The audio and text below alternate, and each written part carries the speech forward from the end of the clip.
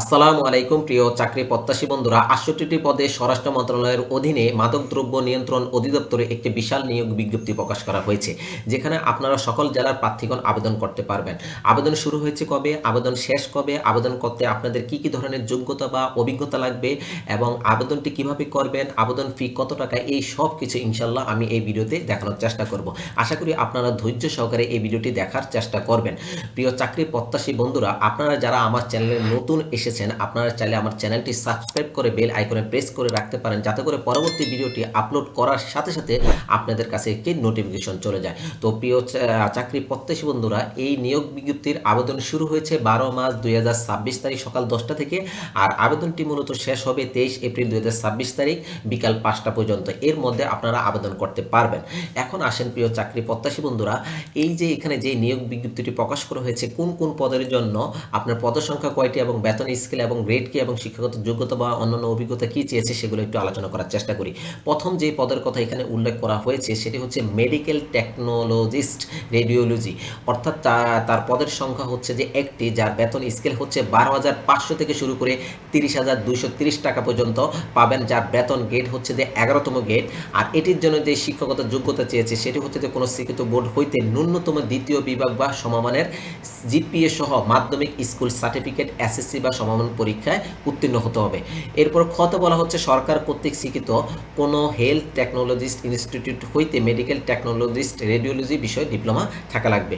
দ্বিতীয় যে পদের কথা এখানে উল্লেখ করা হচ্ছে ফার্মাসিস্ট, যার পদের সংখ্যা হচ্ছে 5টি, যার বেতন স্কেল হচ্ছে 12,500 থেকে শুরু করে 30,230 টাকা পর্যন্ত, যার বেতন গ্রেড হচ্ছে যে 11তম গ্রেড। আর এটির জন্য যে যোগ্যতা চেয়েছে সেটি হচ্ছে যে কোনো স্বীকৃত বোর্ড হইতে ন্যূনতম দ্বিতীয় বিভাগ বা সমমানের জিপিএ সহ মাধ্যমিক স্কুল সার্টিফিকেট বা এসএসসি বা সমমানের পরীক্ষা উত্তীর্ণ হতে হবে। এছাড়াও সরকার স্বীকৃত কোনো হেলথ টেকনোলজিস ইনস্টিটিউট হইতে ফার্মেসি বিষয়ে ডিপ্লোমা থাকা লাগবে। 3 নম্বরে যেই পদের কথা উল্লেখ করা হচ্ছে সেটা হচ্ছে যে ফিজিক্যাল ইনস্ট্রাক্টর, যার পদের সংখ্যা হচ্ছে একটি, যার বেতন স্কেল হচ্ছে 12,500 থেকে শুরু করে 30,230 টাকা পর্যন্ত পাবেন, যার বেতন গ্রেড হচ্ছে যে 11তম গ্রেড। আর এটির জন্য যে যোগ্যতা চেয়েছে সেটি হচ্ছে যে কোনো স্বীকৃত বিশ্ববিদ্যালয় হইতে শারীরিক শিক্ষা বিষয় সহ ন্যূনতম দ্বিতীয় শ্রেণী বা সমমানের সিজিপিএ সহ স্নাতক বা সমমানের ডিগ্রি থাকা লাগবে। 4 নম্বর যে পদের কথা উল্লেখ করা হচ্ছে সেটি হচ্ছে ল্যাব সহকারী, যার পদের সংখ্যা হচ্ছে যে 3টি, যার বেতন স্কেল হচ্ছে যে 10,200 থেকে শুরু করে 24,680 টাকা পর্যন্ত পাবেন, যার বেতন গ্রেড হচ্ছে যে 14তম গ্রেড। আর এটির জন্য যে যোগ্যতা চেয়েছে সেটি হচ্ছে যে কোনো স্বীকৃত বিশ্ববিদ্যালয় হইতে রসায়ন বিজ্ঞান বিষয় ন্যূনতম দ্বিতীয় শ্রেণী বা সমমানের সিজিপিএ স্নাতক বা সমমানের ডিগ্রি থাকা লাগবে। তারপর হচ্ছে 5 নম্বরে যেই পদের কথা উল্লেখ করা হচ্ছে সেটা হচ্ছে যে ডায়েটিশিয়ান, অর্থাৎ ডায়েটিশিয়ান, যার পদের সংখ্যা হচ্ছে 8টি, যার বেতন স্কেল হচ্ছে 10,200 থেকে শুরু করে 24,680 টাকা পর্যন্ত পাবেন, যার গ্রেড হচ্ছে যে 14তম গ্রেড। আর এটি হচ্ছে যে কোনো স্বীকৃত বিশ্ববিদ্যালয় হইতে পুষ্টি বিজ্ঞান বিষয় ন্যূনতম দ্বিতীয় শ্রেণী বা সমমানের সিজিপিএ সহ স্নাতক বা সমমানের ডিগ্রি থাকা লাগবে। 6 নম্বরে যেই অর্থাৎ পদের কথা উল্লেখ করা হচ্ছে সেটা হচ্ছে ভোকেশনাল ইনস্ট্রাক্টর, যার পদের সংখ্যা হচ্ছে যে 8টি, যার বেতন স্কেল হচ্ছে 9,700 থেকে শুরু করে 23,490 টাকা পর্যন্ত পাবেন, যার বেতন গ্রেড হচ্ছে যে 15তম গ্রেড, যার যোগ্যতা চেয়েছে কোনো স্বীকৃত ইনস্টিটিউট হইতে উচ্চ মাধ্যমিক সার্টিফিকেট বা ভোকেশনাল পরীক্ষা উত্তীর্ণ হতে হবে। আর 7 নম্বর যে পদের কথা উল্লেখ করা হচ্ছে সেটা হচ্ছে ইসিজি টেকনিশিয়ান, যার পদের সংখ্যা হচ্ছে যে 8টি, যার বেতন স্কেল হচ্ছে 9,300 থেকে শুরু করে 22,490 টাকা পর্যন্ত পাবেন, যার বেতন গ্রেড হচ্ছে যে 16তম গ্রেড। আর এটি হচ্ছে যে কোনো স্বীকৃত বোর্ড হইতে উচ্চ মাধ্যমিক সার্টিফিকেট এইচএসসি বা সমান পরীক্ষা উত্তীর্ণ হতে হবে। খতে বলা হচ্ছে ইসিজিতে ট্রেড কোর্স সম্পন্ন হতে হবে। 8 নম্বরে যেই পদের কথা উল্লেখ করা হচ্ছে সেটা হচ্ছে লিনেন কিপার, যার পদের সংখ্যা হচ্ছে যে একটি, যার বেতন স্কেল হচ্ছে 9,300 থেকে শুরু করে 22,490 টাকা পর্যন্ত পাবেন, যার বেতন গ্রেড হচ্ছে যে 16তম গ্রেড, যার অর্থাৎ যোগ্যতা চেয়েছে কোনো স্বীকৃত বোর্ড হইতে ন্যূনতম দ্বিতীয় বিভাগ বা সমমানের জিপিএ সহ উচ্চ মাধ্যমিক সার্টিফিকেট বা সমমানের পরীক্ষায় উত্তীর্ণ হতে হবে। এছাড়াও অভিজ্ঞতা যেটি চেয়েছে সেটি হচ্ছে কম্পিউটার এমএস অফিসে দক্ষ থাকিতে হবে। এরপরে 9 নম্বরে যেই পদের কথা উল্লেখ করা হচ্ছে সেটা হচ্ছে ক্রিকেট ক্লার্ক, যার পদের সংখ্যা হচ্ছে যে 8টি, যার বেতন স্কেল হচ্ছে 9,300 থেকে শুরু করে 22,490 টাকা পর্যন্ত পাবেন। তার বেতন হচ্ছে যে অর্থাৎ 16তম গ্রেড, যার বেতন স্কেল, যার যোগ্যতা চেয়েছে কোনো শিক্ষিত বোর্ড হইতে ন্যূনতম দ্বিতীয় বিভাগ বা সমমানের জিপিএ, উচ্চ মাধ্যমিক সার্টিফিকেট বা এইচএসসি বা সমমানের পরীক্ষা উত্তীর্ণ হতে হবে। আর অভিজ্ঞতা যেটি চেয়েছে সেটি হচ্ছে কম্পিউটারে এমএস অফিসে দক্ষ থাকিতে হবে। ওকে, 10 নম্বরে যেই পদের কথা এখানে উল্লেখ করা হচ্ছে সেটি হচ্ছে যে র্যান্ট কালেক্টর, যার পদের সংখ্যা হচ্ছে যে একটি, যার বেতন স্কেল হচ্ছে 9,300 থেকে শুরু করে 22,490 টাকা পর্যন্ত পাবেন, যার বেতন গ্রেড হচ্ছে যে 16তম গ্রেড। আর এটি মূলত কোনো শিক্ষিত যোগ্যতা যেটি চেয়েছে সেটি হচ্ছে কোনো শিক্ষিত বোর্ড হইতে ন্যূনতম দ্বিতীয় বিভাগ বা সমমানের জিপিএ সহ এইচএসসি বা সমমানের পরীক্ষা উত্তীর্ণ হতে হবে। আর অভিজ্ঞতা যেটি চেয়েছে সেটি হচ্ছে যে কম্পিউটারে এমএস অফিসে দক্ষ থাকিতে হবে। 11 নম্বর যে পদের কথা উল্লেখ করা হচ্ছে সেটা হচ্ছে সহকারী স্টুয়ার্ড বা অ্যাসিস্ট্যান্ট স্টুয়ার্ড, যার পদের সংখ্যা হচ্ছে যে 60টি, যার বেতন স্কেল হচ্ছে 9,300 থেকে শুরু করে 22,490 টাকা পর্যন্ত পাবেন, যার বেতন গ্রেড হচ্ছে যে 16তম গ্রেড। আর যোগ্যতা যেটি চেয়েছে সেটি হচ্ছে কোনো শিক্ষিত বোর্ড হইতে জীববিজ্ঞান বিষয় সহ ন্যূনতম দ্বিতীয় বিভাগ বা সমমানের জিপিএ সহ এইচএসসি বা সমমানের পরীক্ষা উত্তীর্ণ হতে হবে, এবং অভিজ্ঞতা যেটি থাকা লাগবে সেটি হচ্ছে কম্পিউটারে এমএস অফিসে দক্ষ থাকিতে হবে। 12 নম্বরে যেই পদের কথা উল্লেখ করা হচ্ছে সেটা হচ্ছে ওয়ার্ড মাস্টার, যার পদের সংখ্যা হচ্ছে যে 2টি, যার বেতন স্কেল হচ্ছে 9,300 থেকে শুরু করে 22,490 টাকা পর্যন্ত পাবেন, যার বেতন গ্রেড হচ্ছে যে 16তম গ্রেড।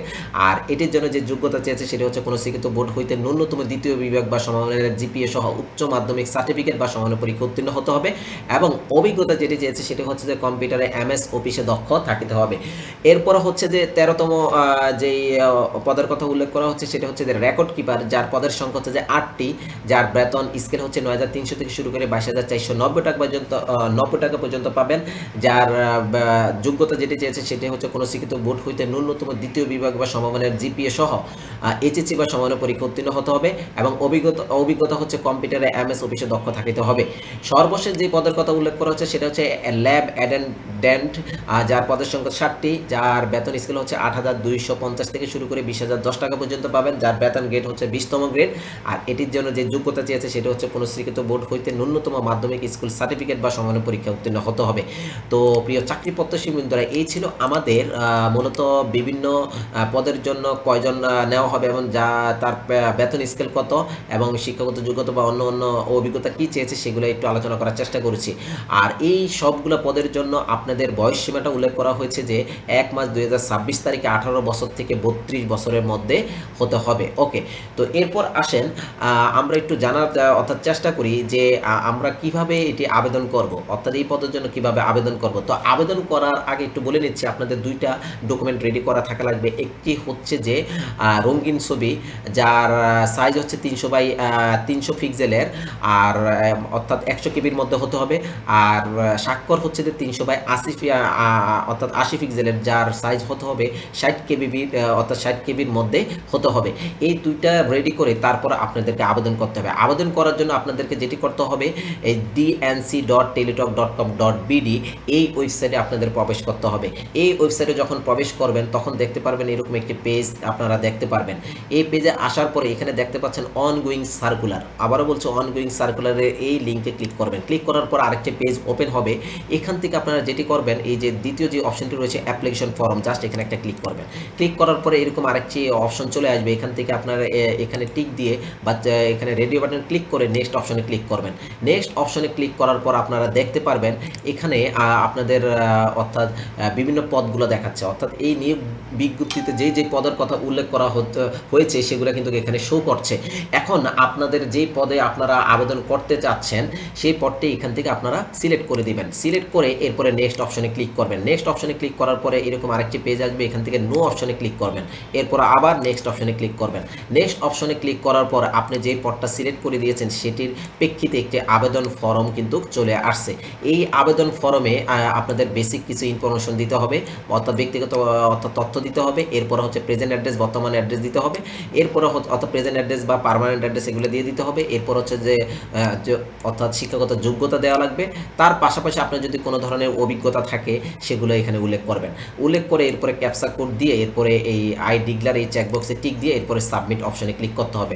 সাবমিট অপশনে ক্লিক করার পরে আপনাদের কাছে একটি অ্যাপ্লিকেশন ফর্ম শো করবে। পিডিএফ আকারে এটি সেভ করে করলে আপনার একটি ইউজার আইডি দেওয়া থাকবে। এই ইউজার আইডি ব্যবহার করে আপনাকে যেটি করতে হবে, আবেদন ফি জমা দিতে হবে। এখন আসেন কোন কোন পদের জন্য আপনার কত টাকা আবেদন ফি দিতে হবে সেটি একটু জেনে নেওয়ার চেষ্টা করি। প্রথমত হচ্ছে যে আমরা একটু জেনে নেওয়ার চেষ্টা করি 1 থেকে যে 3 নং পদটি রয়েছে, আবার বলি 1 থেকে যে 3 নং পদ রয়েছে তার জন্য আপনার সার্ভিস চার্জ করে 168 টাকা লাগবে, এবং 4 থেকে 13 নং যে পদ অর্থাৎ পদগুলো রয়েছে তার জন্য সার্ভিস চার্জ করে 112 টাকা লাগবে, এবং 14 নং যে পদটি রয়েছে তার জন্য লাগবে 50 টাকা, অর্থাৎ সার্ভিস চার্জ সহকারে লাগবে আপনার 56 টাকা।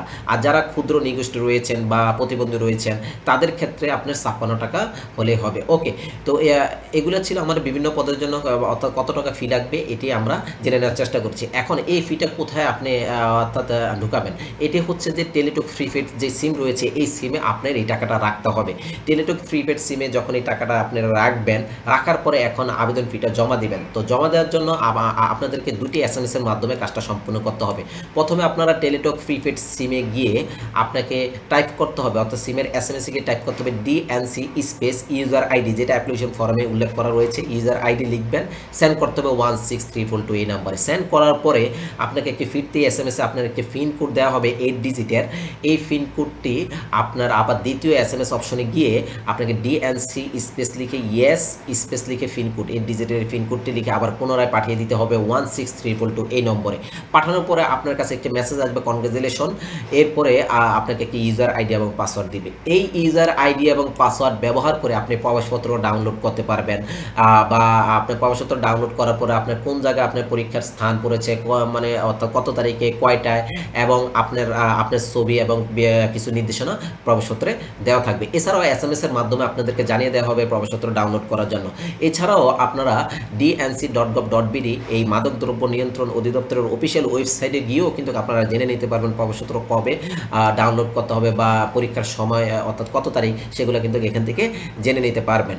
ওকে, তো এরপরে হচ্ছে যে আপনি যখন লিখিত পরীক্ষায় উত্তীর্ণ হবেন, আবারও বলছি, আপনি যখন লিখিত পরীক্ষায় উত্তীর্ণ হবেন, মৌখিক পরীক্ষার সময় আপনাকে যেটি করতে হবে, সকল প্রকার সনদপত্রের মূল কপি প্রদর্শন করতে হবে, এবং পূরণকৃত অ্যাপ্লিকেশন ফর্মে যে প্রিন্ট কপিটা রয়েছে এবং 2 কপি পাসপোর্ট সাইজের ছবি সহ সকল সনদপত্রের সত্যায়িত ফটোকপি দাখিল করতে হবে।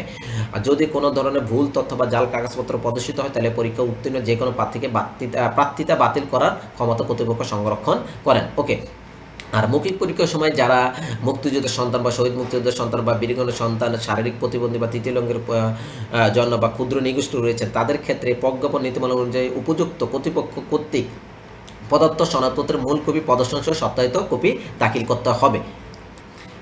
এরপর হচ্ছে যে আপনি নিয়োগ বিজ্ঞপ্তি বা পরীক্ষা সংক্রান্ত সকল তথ্য যদি জানতে চান তাহলে তাদের যে অফিসিয়াল ওয়েবসাইটটি রয়েছে dnc.gov.bd এই ওয়েবসাইট থেকেও আপনারা জেনে নিতে পারবেন।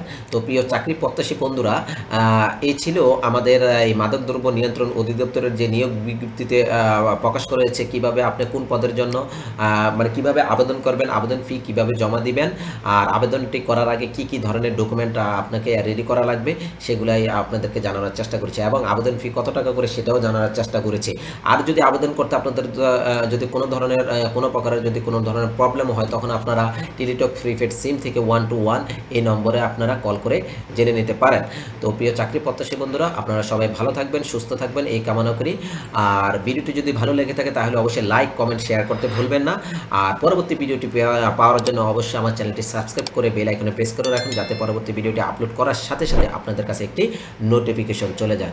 তো সবাই ভালো থাকেন, আসসালামু আলাইকুম।